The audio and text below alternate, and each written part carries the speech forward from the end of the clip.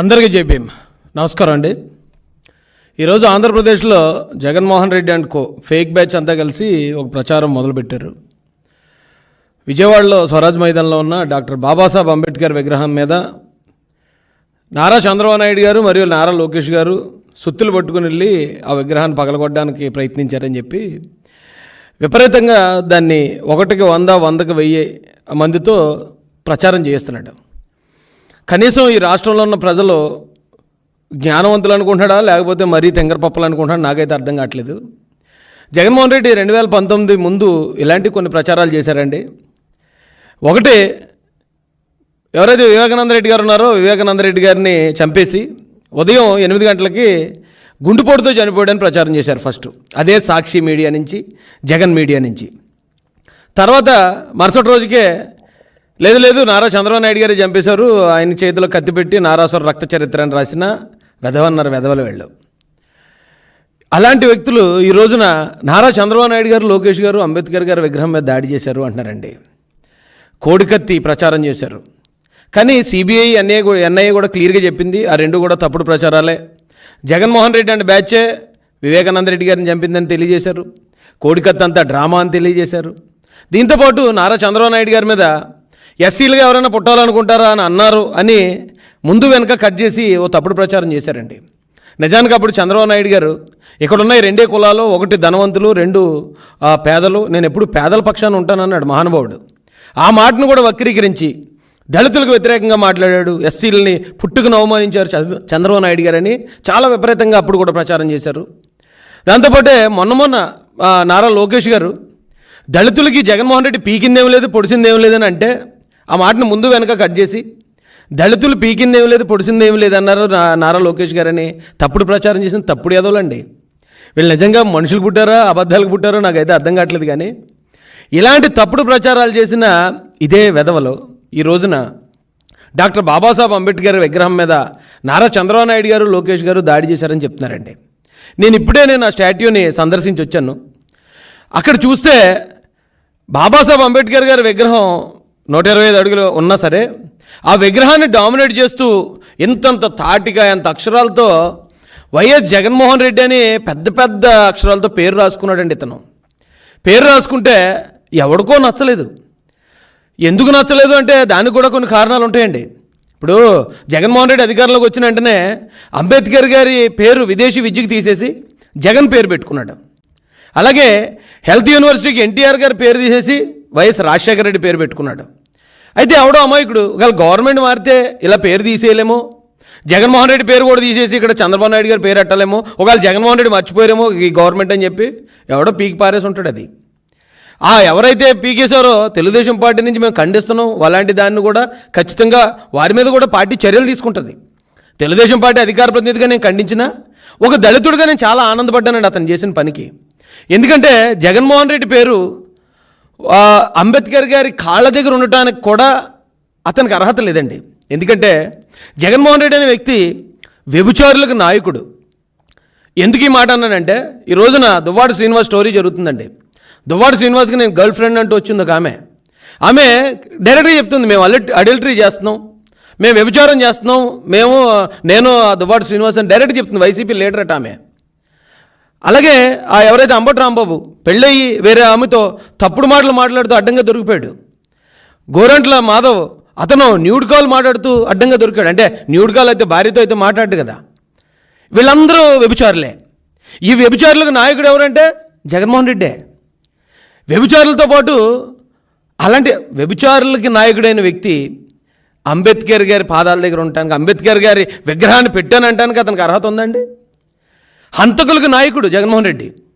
నేనే చంపాను, శవాన్ని డోర్ డెలివరీ చేశానని అనంతబాబుకి, అలాగే బాబాయిని చంపేసిన అవినాష్ రెడ్డికి, డాక్టర్ సుధాకర్ గారిని రోడ్డు మీద ఈడ్చి కొట్టి పిచ్చోని చేసి చంపేసిన పెట్ల గణేష్కి, ఇలాంటి నాయకులందరికీ పెద్ద నాయకుడు, పెద్ద డాన్ జగన్మోహన్ రెడ్డి. అలాంటి నేరస్తులకు నాయకుడు అంబేద్కర్ గారి దగ్గర ఉండటానికి అర్హుడా?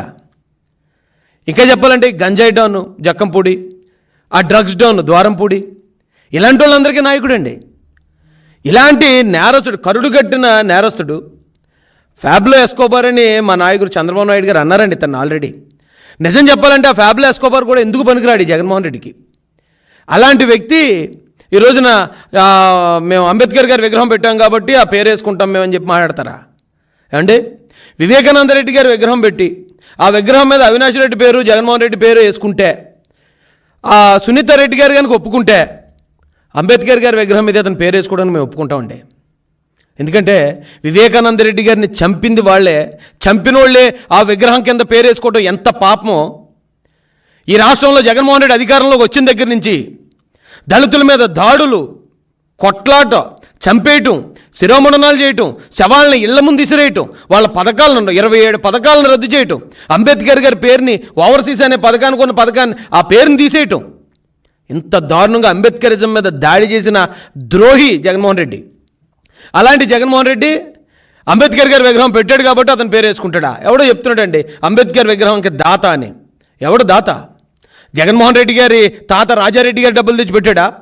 లేకపోతే వాళ్ళ నాన్నగారు వైఎస్ రాజశేఖర రెడ్డి పేరు డబ్బులు తెచ్చి పెట్టాడా? అది ఎస్సీ సప్లైన్ నిధుల డబ్బులు అవి. ఆ డబ్బులతో విగ్రహం పక్క రాష్ట్రంలోనేమో 146 కోట్లకి అయితే ఇక్కడ 400 కోట్లు అయింది. అంటే అంబేద్కర్ గారి విగ్రహం పేరుతో కూడా 250 కోట్లు దోచుకున్న వ్యక్తి జగన్మోహన్ రెడ్డి. ఆయన ఏం ఊరికే దళితుల మీద ప్రేమతో చేయలేదండి. ఒకవేళ నిజంగా అంబేద్కర్ గారి మీద అతనికి అంత గౌరవం ఉంది, దళితుల మీద అంత ప్రేమ ఉంటే పులివెందుల్లో ఏమైనా పెట్టించాడా విగ్రహాన్ని? 125 అడుగులు అక్కర్లే, కనీసం ఒక 8 అడుగుల విగ్రహం పులివెందులు వాళ్ళ ఇంటి ముందు పెట్టించాడా? లేదా కడపలో ఒక 40 అడుగుల విగ్రహం పెట్టించాడా? అతని బతుకులు ఎప్పుడైనా అంబేద్కర్ గారి జోలికి వెళ్ళాడా? అరే, పక్కనున్న కోనసీమ జిల్లాకు అంబేద్కర్ గారి పేరు పెట్టాలని నారా చంద్రబాబు నాయుడు గారు ఒప్పుకున్నారు, పవన్ కళ్యాణ్ గారు ఒప్పుకున్నారు, రాష్ట్ర ప్రజలందరూ ఒప్పుకున్న ఆ పేరు అంబేద్కర్ గారి పేరు పెట్టకుండా అక్కడ అల్లర్లకు కారణమయ్యి అల్లర్లకు కుట్ర తెరలేపి సొంత మంత్రిని అలాగే ఎమ్మెల్యేంటిని కూడా తగలబెట్టించి కోనసీమలో అల్లర్లు లేపుదామని ప్రయత్నించిన వ్యక్తి జగన్మోహన్ రెడ్డి. అలాంటి జగన్మోహన్ రెడ్డి ఈ రోజున అంబేద్కర్ గారు అంటే గౌరవం ఉంది కాబట్టి అంబేద్కర్ గారికి ఆ విగ్రహం పెట్టించాడంటే ఎవడండి నమ్మేది?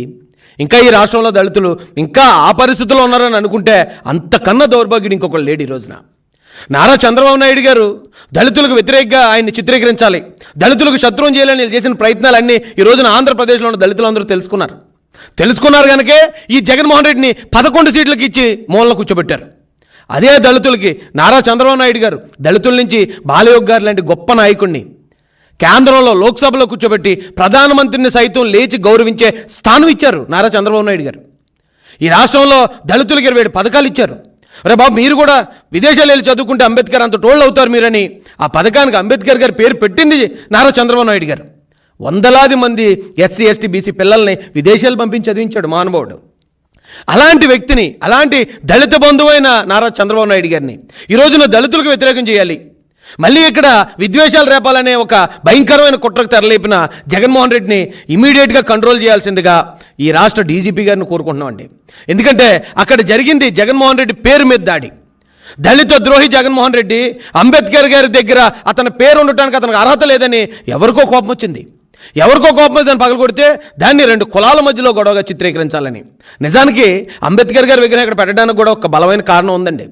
అంబేద్కర్ గారి విగ్రహాన్ని దాదాపుగా 150 కోట్లతో అమరావతిలో, ప్రపంచ నగరం అమరావతిలో స్థాపించాలని 30 ఎకరాల స్థలం దాన్ని కేటాయించారు నారా చంద్రబాబు నాయుడు గారు.